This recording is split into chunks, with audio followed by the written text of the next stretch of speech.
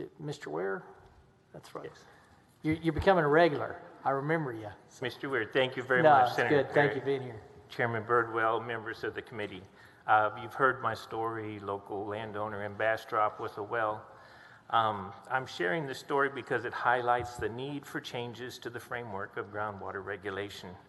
All right, this last decade has seen a surge in efforts for groundwater marketing that allows us to move water over vast distances to end users with little regard for rural and agricultural communities. So I'm suggesting that we balance groundwater regulation with an emphasis on sustainability and landowner water rights. I would certainly endorse much of what the speaker from the Farm Bureau just said. But the first hurdle is not the legal fees. The first hurdle is to gain status in a contested case. And the fact that you have water rights does not, so far, the reason there's not that many landowners in a contested case is water rights alone doesn't allow them the justiciable interest as according to the water code. So I would recommend that in this legislative session you amend Chapter 36 and define justiciable interest to include water rights from real property by definition. Then we can get past that hurdle and really honor people's water rights, which is required and which TAG testified to that they support. But no one's ever gets to get that far. And unless you have a direct well in the formation that's under question, they won't allow you into the contested case. We need to get past that. That's why people have been rejected and they're not able to get their water rights protected. Second, add a requirement that registered exempt wells be considered in the list of items that groundwater districts consider when offering a permit. And you had legislation that was with that last session, and fortunately it was stuck in committee during the crush at the end of the session to get the tax bill out, and it died in committee. So I would ask that you resurrect that bill that includes registered exempt wells. The third thing is require groundwater conservation districts to provide the mitigation.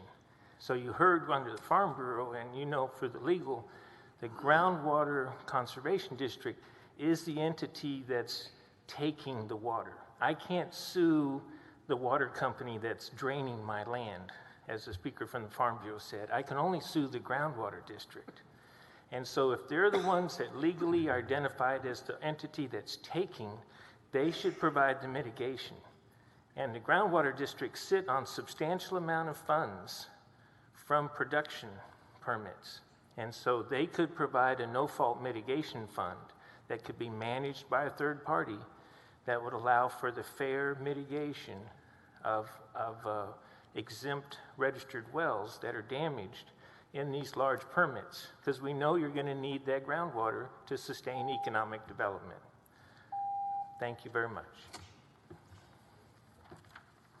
Yes, this is Kermit Heaton, and I want to expand upon my simple solutions that I discussed in my prior 3 minutes. Simple solutions often provide the best results, okay? And if you go back, and you need to be careful when you use the word common good. I've heard that in a lot of places over the last few years. Because if you go back and look at the Pilgrims in the 1600s, when they started, they all worked for the common good. And most of them died from starvation and disease.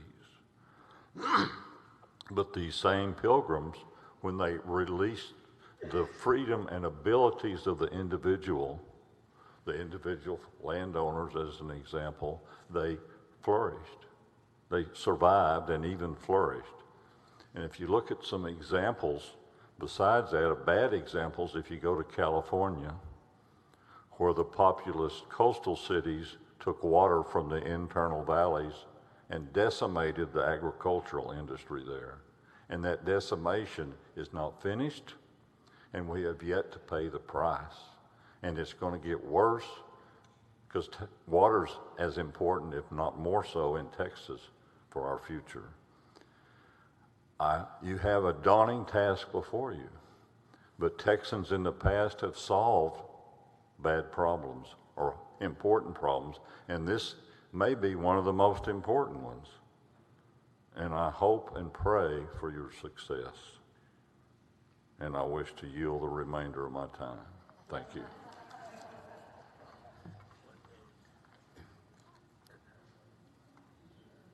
So I can use the rest of his time?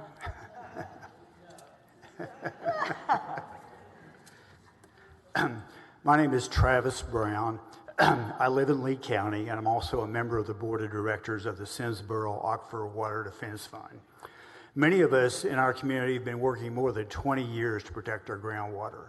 And this goes back to 1998, when the Alcoa Company had a plan to ship groundwater from our community all the way to San Antonio.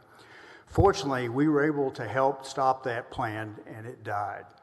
But ever since then, water marketers and water speculators have been buying up water rights in particularly our part of Lee County like crazy, and obtaining more and more permits, not only from the Lost Pines District, but the Post Oak Savannah District.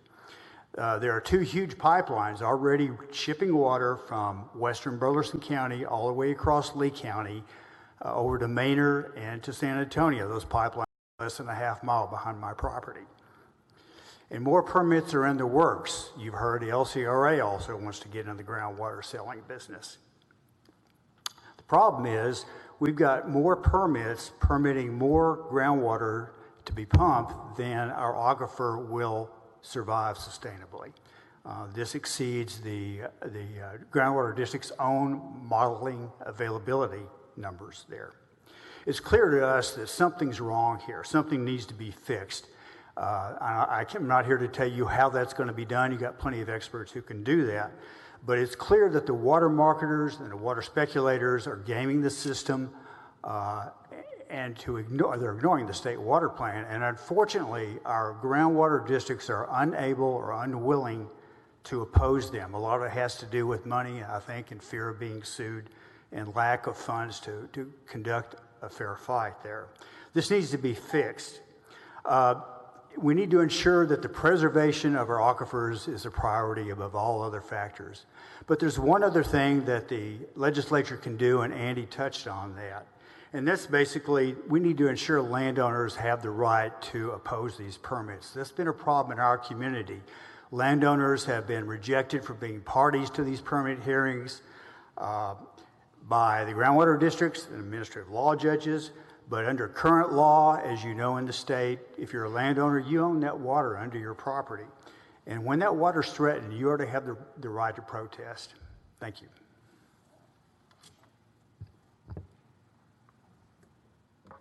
My name is Linda Curtis. First, I want to start by thanking the chairman, Chairman Perry and Chairman Birdwell, for allowing public comment. And I have been critical in the past of some things, and I just have to start with that. I think you also will be thrilled to know I've got about 1 minute of comment. I'm with the League of Independent Voters. Our experts could not be here with you today, but in a little packet that I'm giving to you today is a 6-page legal memorandum that will give you some very important ideas on how to get at what I'm talking to you about today. In 2014, the $3.4 billion public-private partnership water pipeline, Vista Ridge, was rushed through the San Antonio City Council in 1 month. Vista Ridge is the most expensive water in Texas. It poses a threat to the aquifer just 40 miles east of here. We have mega permits, multiple mega permits, folks. And pumping for Vista Ridge starts in April with full bore pumping in the summer.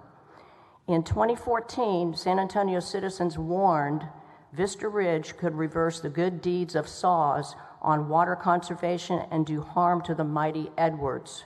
Well, lo and behold, the chickens just came home to roost with a brazen move by SAWS and Mayor Nirenberg to divert the Edwards Aquifer Protection Program fund, which has been repeatedly passed overwhelmingly and more popularly each time, 4 times in the last 20 years. Thank goodness Representative Larson has stepped into this.